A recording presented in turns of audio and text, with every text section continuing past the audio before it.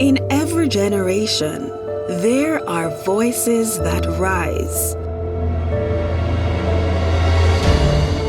Not because they are the loudest, but because they carry truth, courage, and purpose.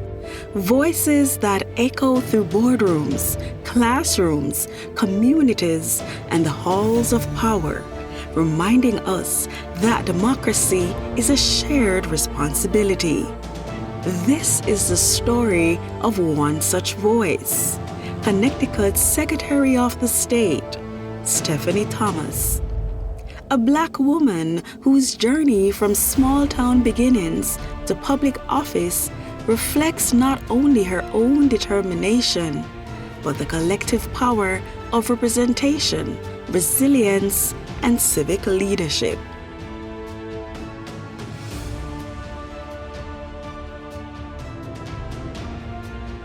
This is Stephanie Thomas, Voice in the Room, Black woman navigating power and public service.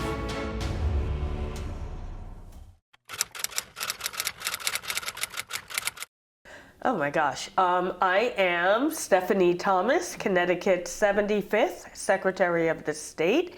I happen to be the first Black person ever elected to this role. I serve in the executive branch of the government, and I'm much more cool than that makes me sound. Her journey from small beginnings to one of the highest office in the state government reveals what it truly means to serve. Her service is driven by her passion to lead, to listen, and to navigate power with grace, integrity, and conviction. I have a twin, and we are the youngest of four. We grew up in New Jersey, and the way I describe my upbringing, thanks to affordable housing in our town, I grew up in a very affluent town. Excellent school system. At the time, it was the #1 school system in New Jersey, but I explain it this way. I went to great schools, but I often did my homework by candlelight because we were too poor to afford electricity. So definitely like living in two different worlds, which caused some issues, but it also made libraries my best friend. And it was great to be in a town like that because I do believe if you can see it, you can be it.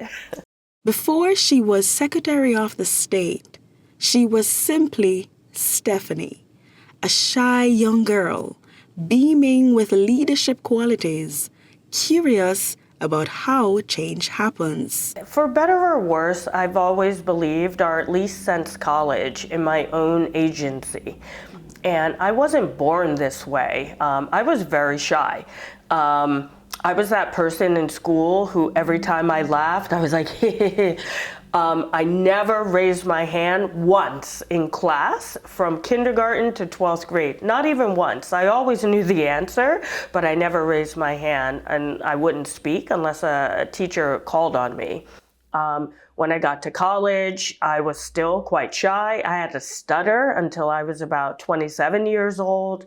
So like what you see in front of you, I created for myself. Her upbringing taught her that leadership is not about authority, it is about empathy. That community begins not with policy, but with people. When I was a sophomore in college, I saw other people getting ahead who I thought had less talent, quite frankly. And I thought, like, why? And it was because they belonged to these groups or they would talk to the professor after class, whereas I just did my work and ran out. So I set about a way of living, which was, what am I most fearful of? Let me do it, because then something like raising my hand wouldn't bother me.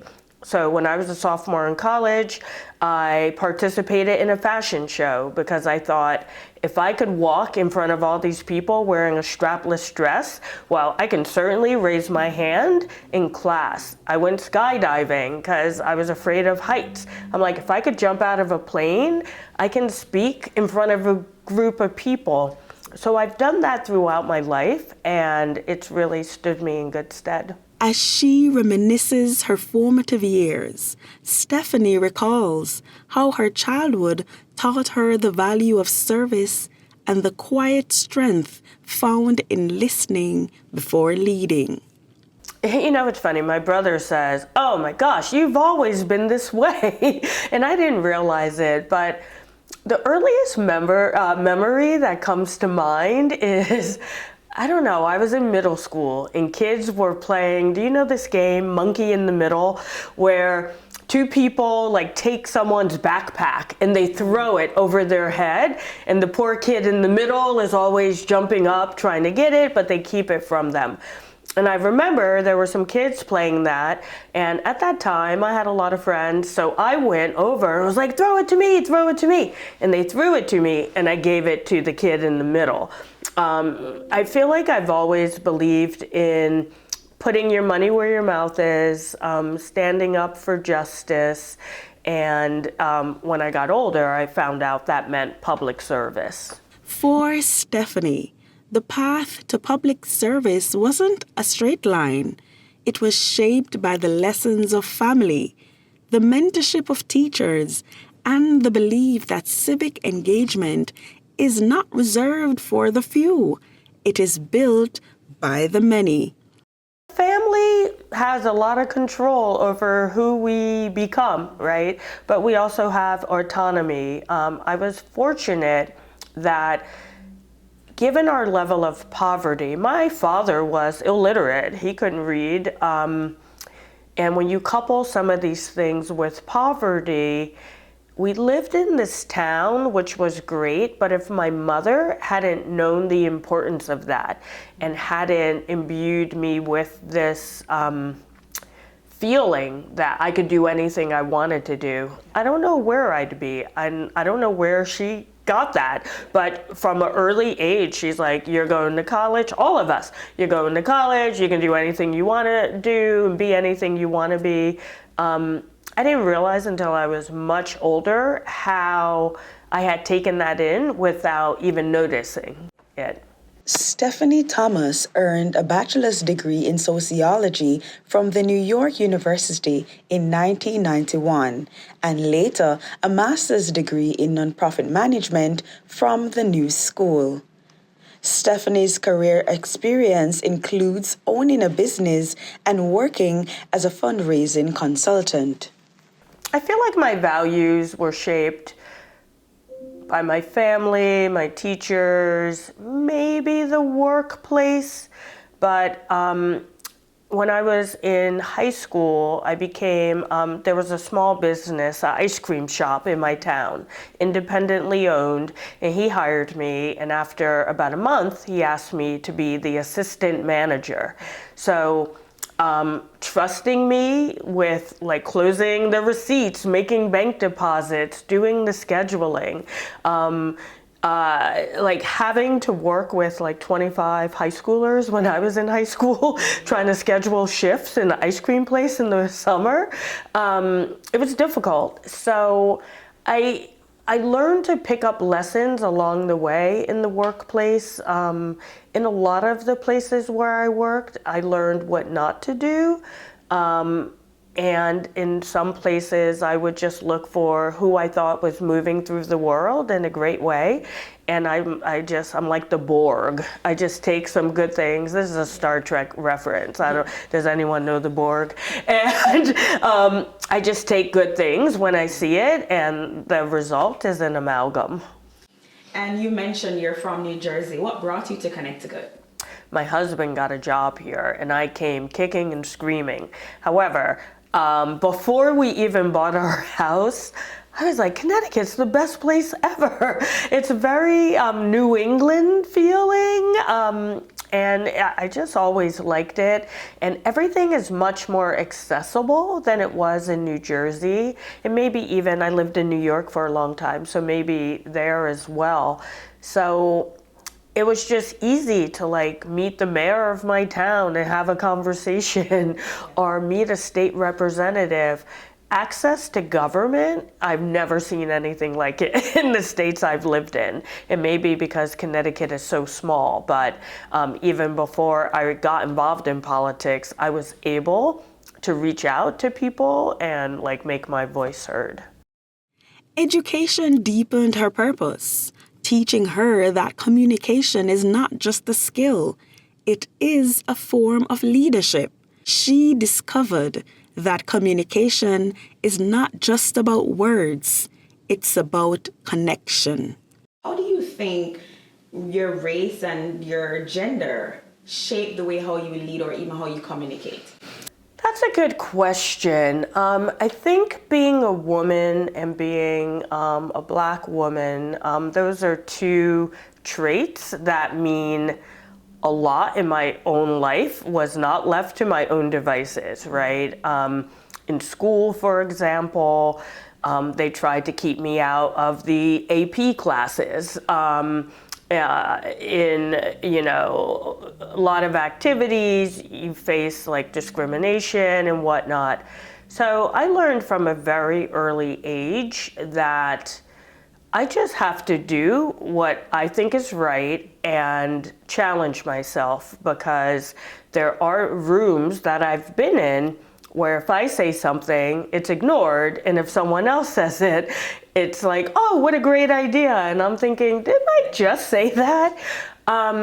So I learned pretty early on not to let those kinds of things hold me back. And yes, it meant I had to work harder often. I had to be more strategic. But I never looked at it as something that would hold me back. I just decided, like, how do I succeed anyway?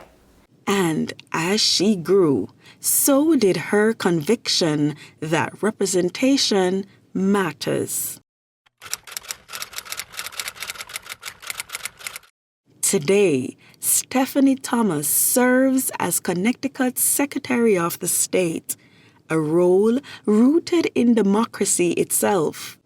It carries both responsibility and history.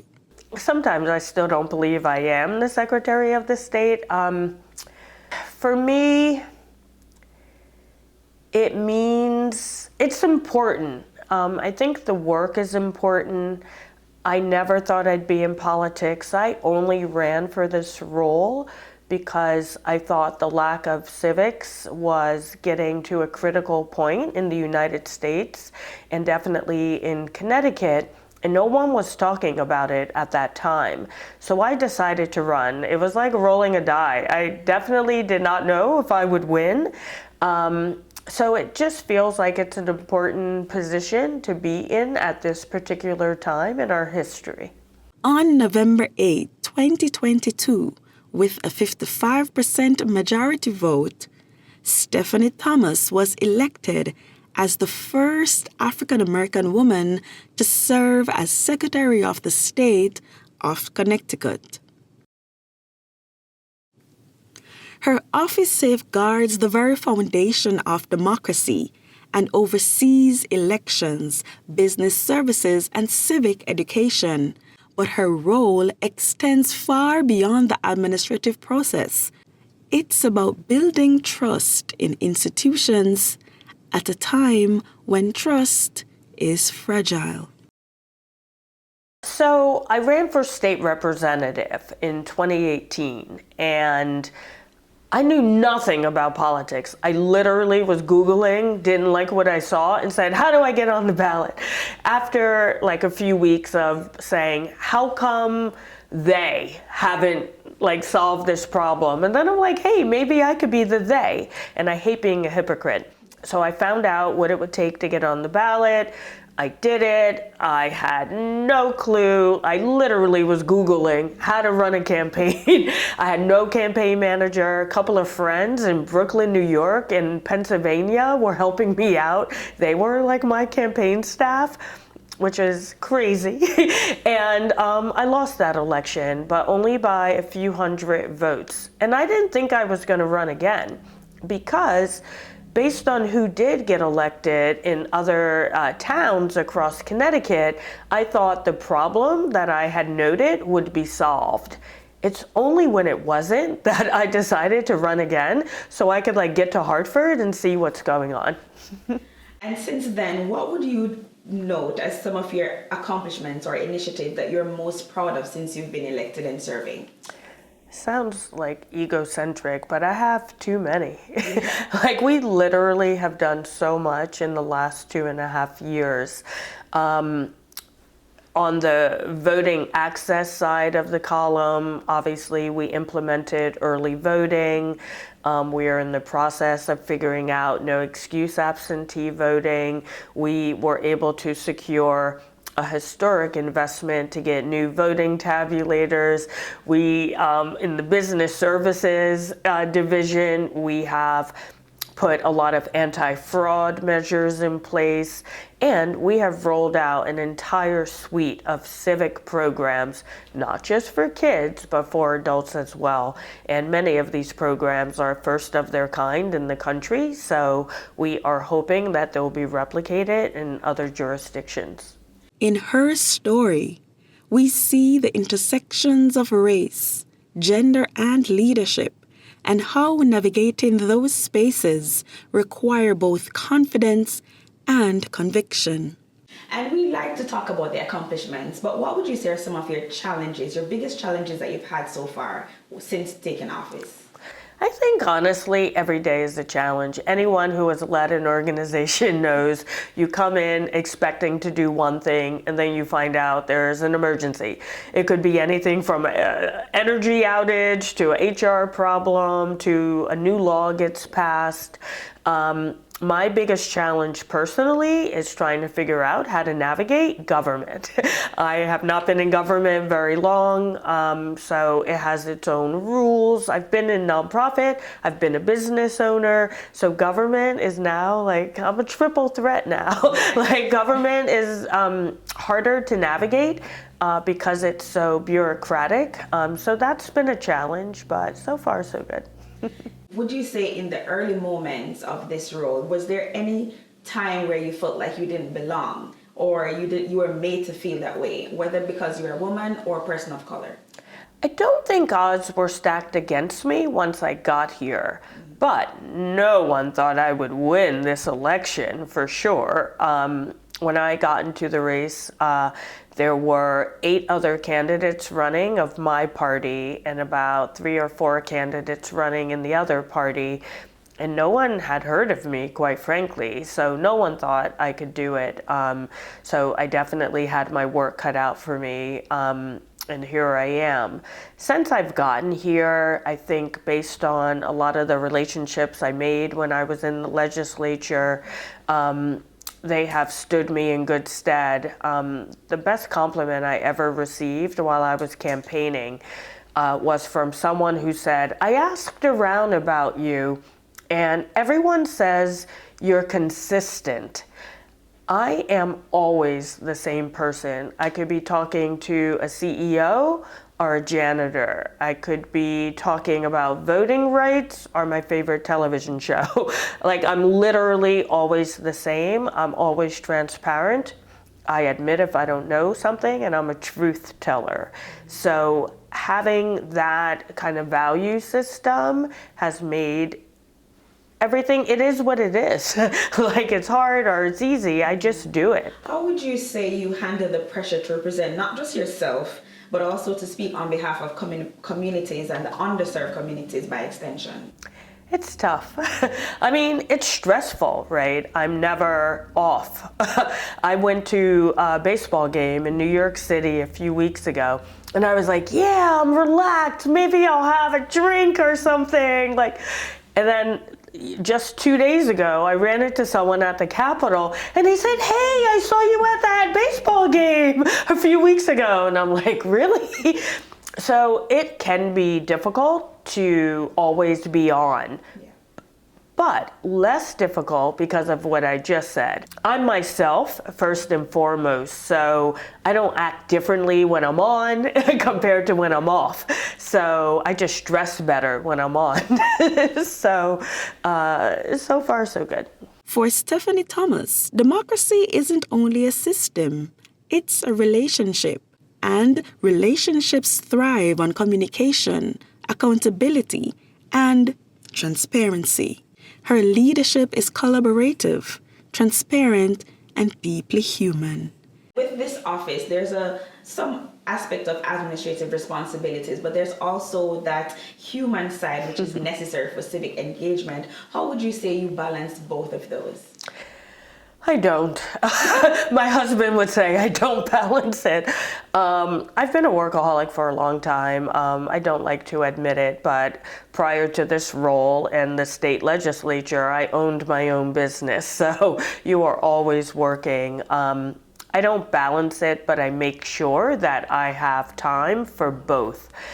Coming from my background, I always felt like government was something that was over there or belonged to other people. So when I was elected into this role, I felt very committed to making sure I go to people and meet them where they are, and that I make government feel like something they can see, touch, and feel, and that I also demystify this kind of common myth, like, oh, well, politicians are bad, like they're only out for themselves.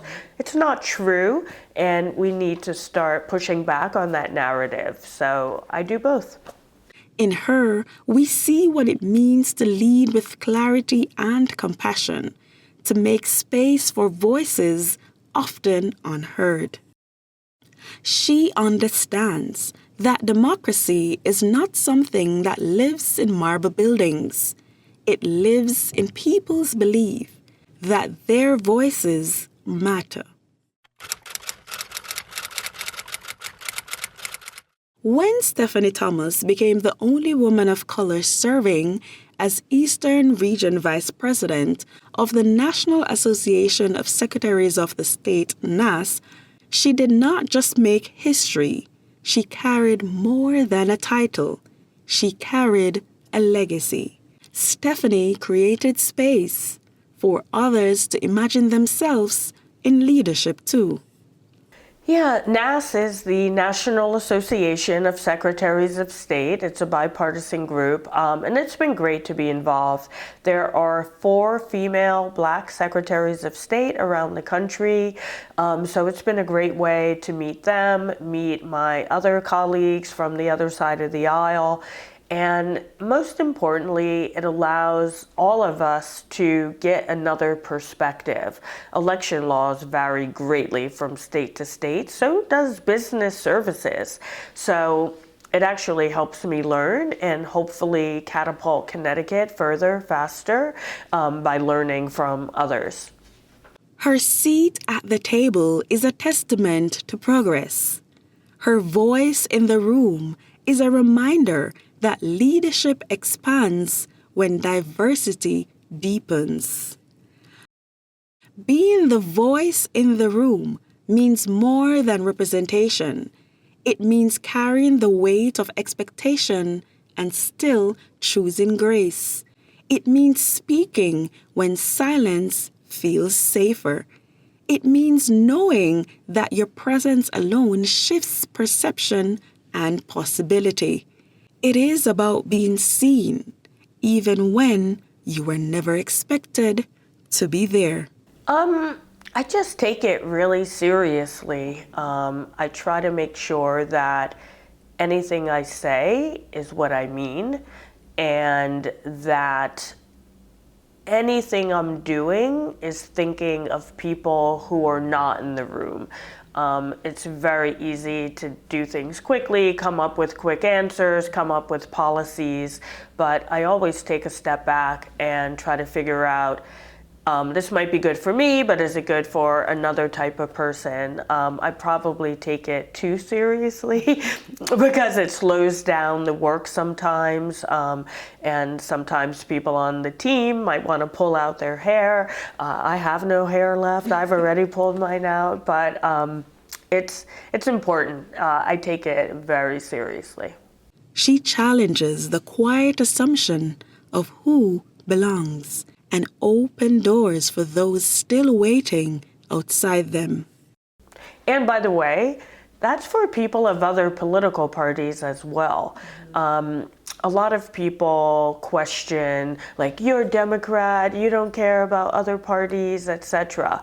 I take the nonpartisan aspect of this role very seriously because I believe everyone is entitled to the services that we provide. So that can be tough as well, but I do it.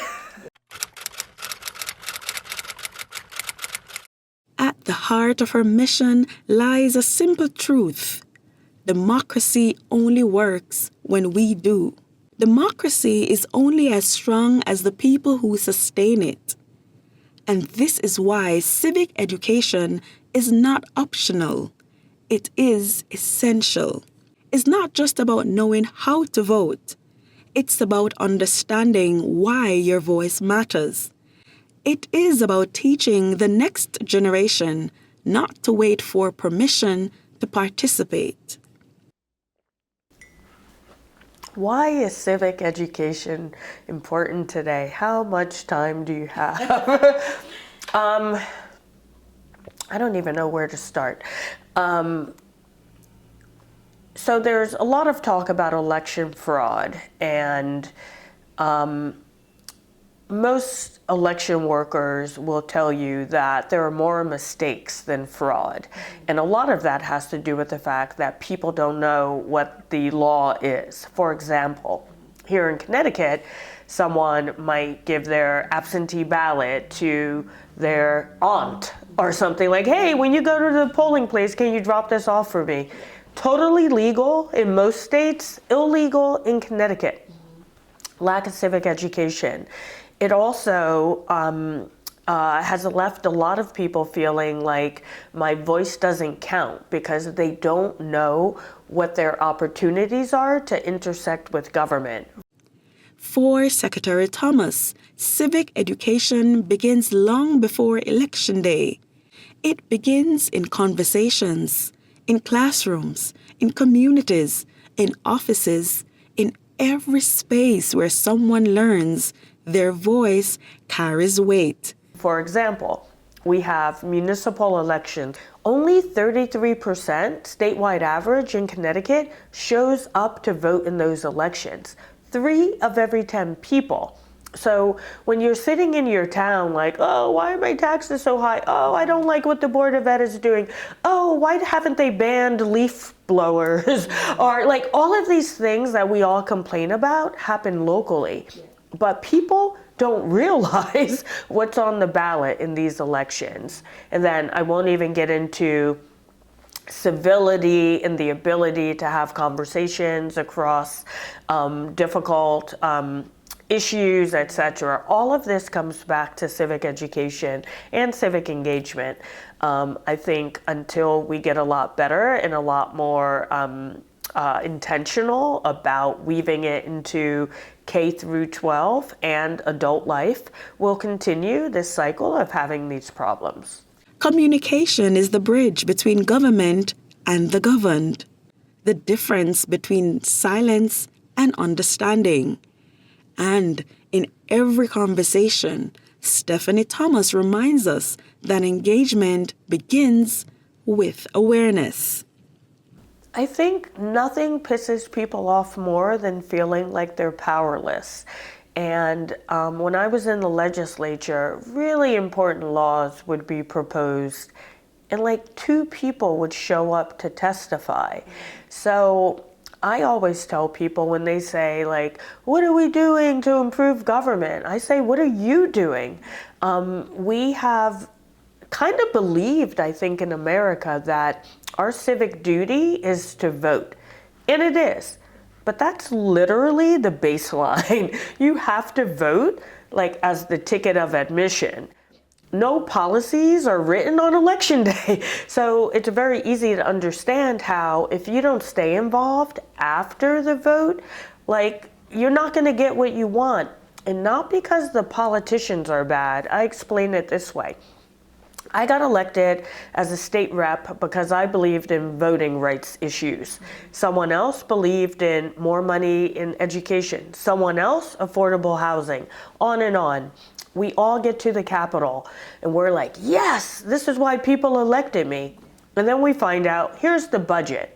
So we all start fighting each other like, I need it for voting. I need it for affordable housing. I need it for schools. And guess what?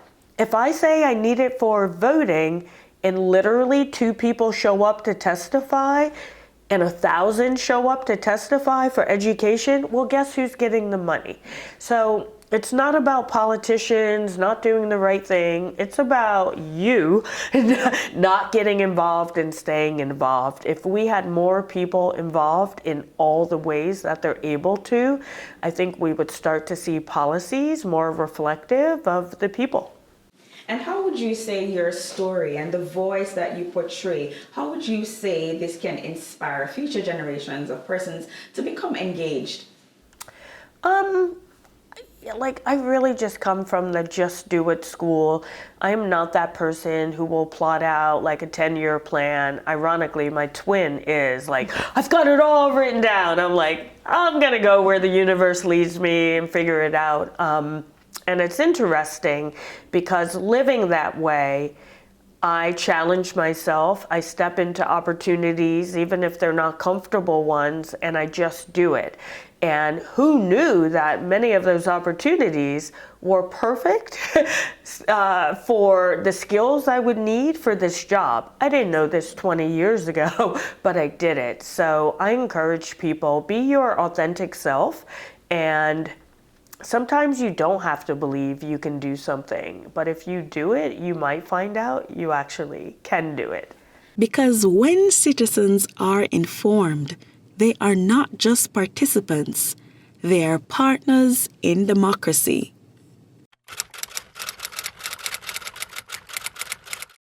Every leader leaves a legacy, but some leave something greater, a path for others to walk. Let's look at your personal reflection and the legacy that you want to leave behind. What advice would you give to your younger self, that shy girl who used to smile and cover her mouth? What advice would you give her? Honestly, I would say keep being your authentic self, even if it's not great. Like my young life, it was not great. Like I didn't do things, I have regrets about things I didn't do, etc. But I would tell her that you don't know where you're going, so don't let that day define your future.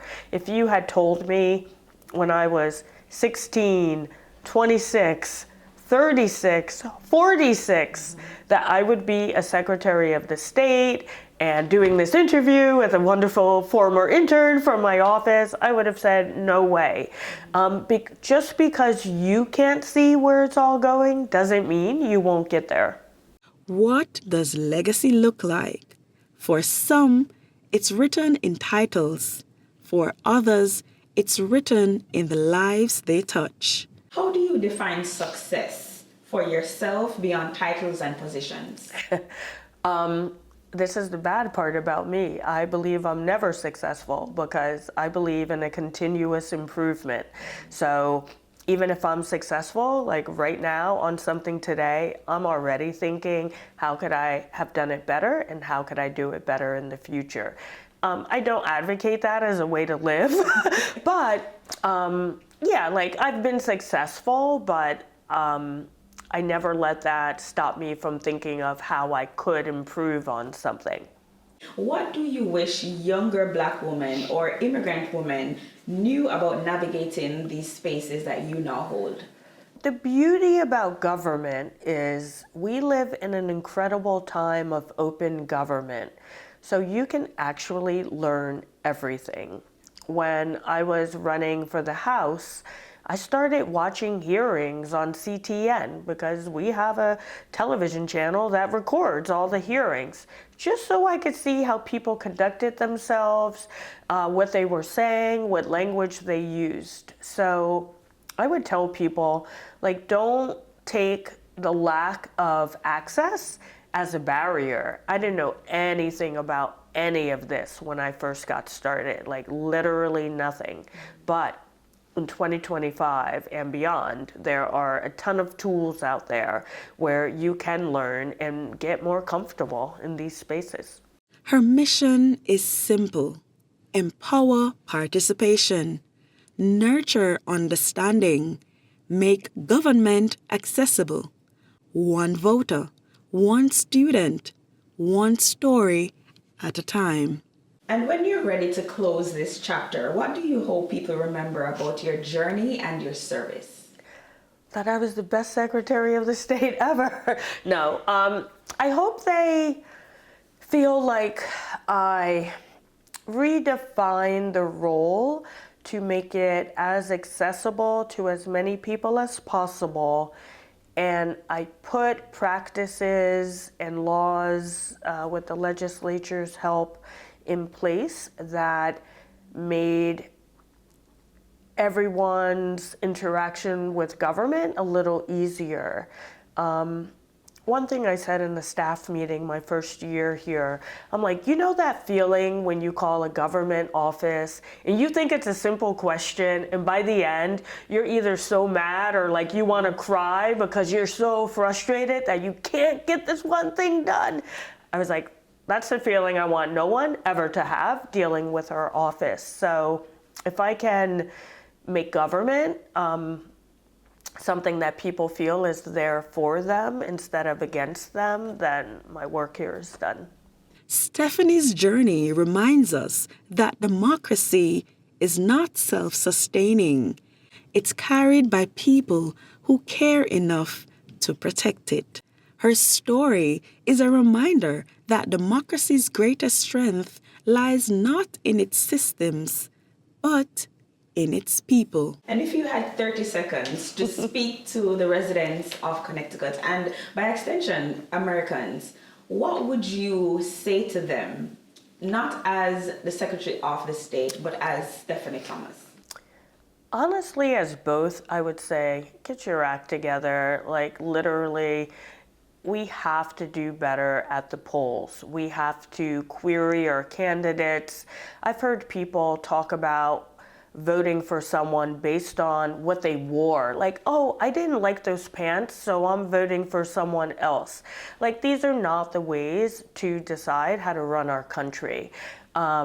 And I think until we do better as constituents in selecting candidates, following up with candidates, and making our voice heard in between elections, well then we probably won't get the values that we want after elections, and always be your authentic self. Absolutely. In every home where a young woman dreams of making a difference, in every classroom where a student learns the power of their voice, in every room where decisions are made, may we remember the work of democracy belongs to all of us. And when more voices fill the room, democracy sounds stronger. This is Voice in the Room, the story of leadership, legacy, and the enduring power of public service.